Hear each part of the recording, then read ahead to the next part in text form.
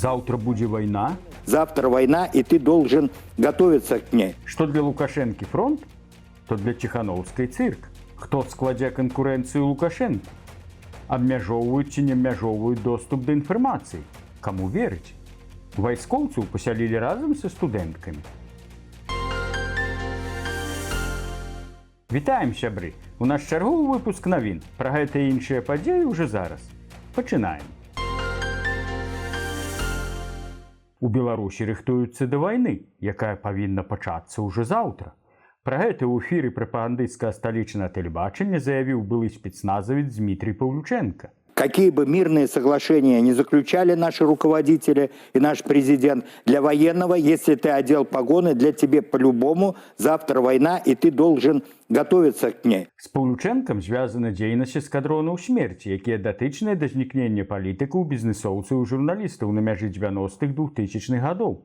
У 2001 годзе Павлюченку нават арыштавалі, але ўжо назаўтра Лукашенко яго выпусціў, зняўшы з пасады старшыню КДБ і генеральнага прокурора, санкцыі якіх і быў арыштаваны Павлюченко. Былы супрацоўнік спецпадраздзялення, якім камандаваў Павлюченко, Юрый Гараўскі 5 гадоў таму сцвярджаў, што Павлюченко ўласнаручна застрэліў Юрыя Захаранку, Віктара Ганчара і Анатоля Красоўска.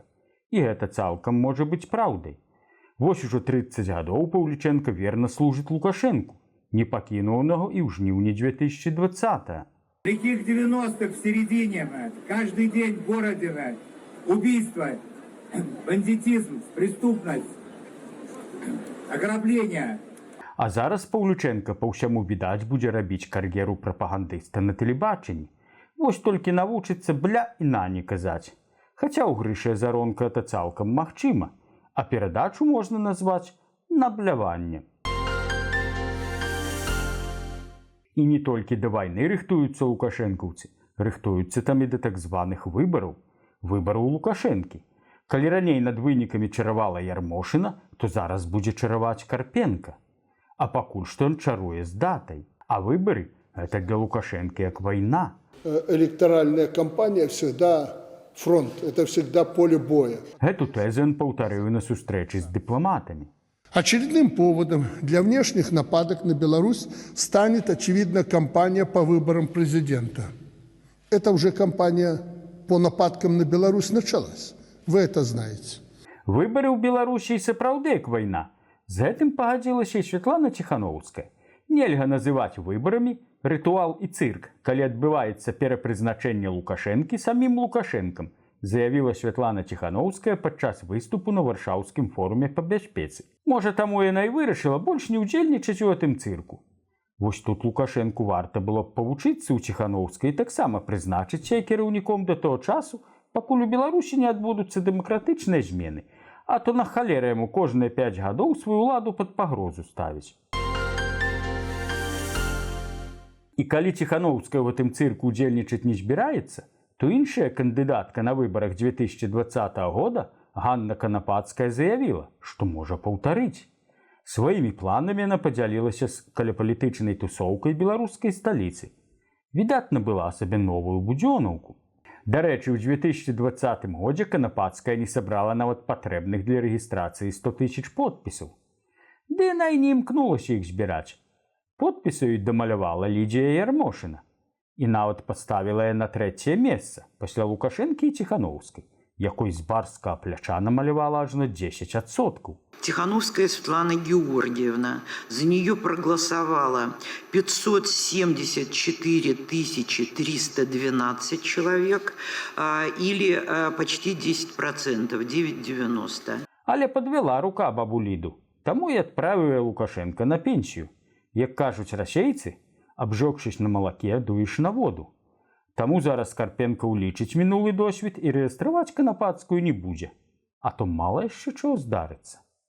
Тут і Гайдукевічу варта падумаць, ці варта ісці на тыя выбары. А калі ісці, то неабходна своечасова зняцца на карысць Лукашэнкі. А то раптам Гайдукевіча народ падтрымае па прынцыпу, абы не Лукашенка, а ў таго й галава закружыцца ад поспехаў. Лукашенко ўсе гэтыя гады лічыць сябе пераможцам, а масавыя рэпрэсіі ў краіне цягнуцца ўжо 5-й год. Хіба пераможцы так сябе паводзяць? Нядаўна паведамлялася, што ён памілаваў ажно 115 чалавек. І ягоная прапаганда это падае як акт нечуванага гуманізму. Ды і сам Лукашенко нядаўна скардзіўся, што яму ніхто не сказаў дзякуй за гэта. Ну, радовались бы, поблагодарили как минимум. Тым часам ягоныя карнікі працягваюць затрымліваць людзей. Для гэтага нават задзейнічаюць амонаўцаў з іншых абласцей. Вядома, для чаго это робіцца. Я адмыслова не называю іх амапаўцамі, бо не павінна ўсякае вычварэнства на беларускую мову перакладацца ды паскудзічае. За 3 апошнія месяцы, калі з турмаў вызвалілі 115 чалавек, палідзнявольнымі сталі 142 чалавекі. Такія вось невясёлыя лічбы. Тых жа, хто адсядзеў свой тэрмін або ў каго тэрмін заканчваецца, затрымліваюць і судзяць паўторна. Так нядаўна было са Змітром Дашкевічам, якому зноў працягнулі турэмны тэрмін. Завялі новую справу і на былую мёрзкую настаўніцу 71гадовую Эму Сціпулёнак. На гэты раз за абразу прадстаўніка ўлады, пра што з гонарам паведаміла мясцовая раёнка са спасылкай на следчы камітэт. Нейкія дужа пяшчотныя прадстаўнікі ўлады, чуць што, адразу абражаюцца. Можа, з такой псіхікай лепш ісці не ва ўладу? Можа, пора ўжо апомніцца? Мрак, грязь, страх и ничего человеческого. Опомнитесь. Опомнитесь, пока не поздно. Вот вам мой совет. Але ж не апомняцца. Нагадаем, жыхарку Мёраў затрымалі восенню 2021 года і судзілі па справе Зельцера на 2 гады калоніі. Жанчына выйшла на волю вясною 2023 года, цалкам адбыўшы тэрмін. Тым часам намеснік кіраўніка лукашэнкаўскай адміністрацыі Владзімір Пярцоў заявіў, што ў Беларусі не абмяжоўваюць доступ насельніцтва да інфармацыі. І абвінаваціў у гэтым заходнія краіны, маўляў, яны самі там гэтым займаюцца. Тым часам яго абверг міністр інфармацыі Марат Маркаў, які нядаўна паведаміў, што больш за 5000 інтэрнэт-рэсурсаў у Беларусі прызнаны экстрэмісцкімі, і доступ да іх абмежаваны. Усяго ж непажаданымі прызнаныя 14 000 інтэрнэт-старонак. Дык можа лягчэй ім было б выдаць спіс дазволеных? Затое ні ў чым не абмяжоўваюць людзей у форме. У верасні ў інтэрнаце Лоеўскага педагагічнага каледжа пасялілі вайскоўцаў. Жыхары горада і студэнты каледжа скардзяцца на іх паводзіны. Вайскоўцы часта бываюць п'яныя, чапляюцца да дзяўчат і груба размаўляюць. Многія дзяўчаты, асабліва студэнткі, адчуваюць страх і нязручнасці, бо не ведаюць, як паводзіць сябе ўвечары, каб пазбегнуць канфліктаў. Кіраўніцтва каледжа і інтэрната, уключаючы дырэктара Раісу Каляду, адмаўляюць наяўнасць праблемы, называючы такія сцвярджэнні глупствам і пустымі размовамі. Яны запэўніваюць, што вайскоўцы жывуць асобна ад студэнтаў, на 5-м паверсе, з асобным уваходам, таму студэнты з імі не перасякаюцца. У выпадку праблем студэнтам прапануюць звяртацца непасрэдна да кіраўніцтва. Хаця, судзячы па адказу загадчыцы інтэрната, уплыў вайскоўцаў усё ж адчуваецца. Думаю, будучыя настаўніцы атрымаюць ад вайскоўцаў сапраўдныя ўрокі этыкі, рыторыкі і красамоўства і далей панясуць гэтыя веды ў беларускія школы.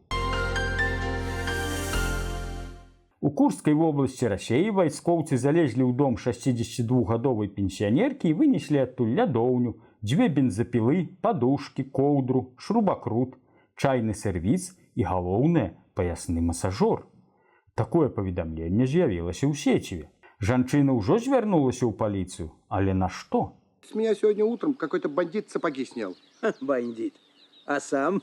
С тебя честный человек снял, а с меня бандит. Вось і тут не нейкія там украінцы і абрабавалі, а свае родныя хлопчыкі. Так што лепей хай маўчыць і ганарыцца. На гэтым у нас усё. Да сустрэчы на наступным тыдні. Вялікі дзякуй за прагляды і каментары. Калі для вас это бяспечна, падпісвайцеся на наш канал, стаўце падабайкі ці не падабайкі, каментуйце, дзяліцеся гэтым відэа з сябрамі. Усё вам найлепшае. Жыве Беларусь! Слава Украіне!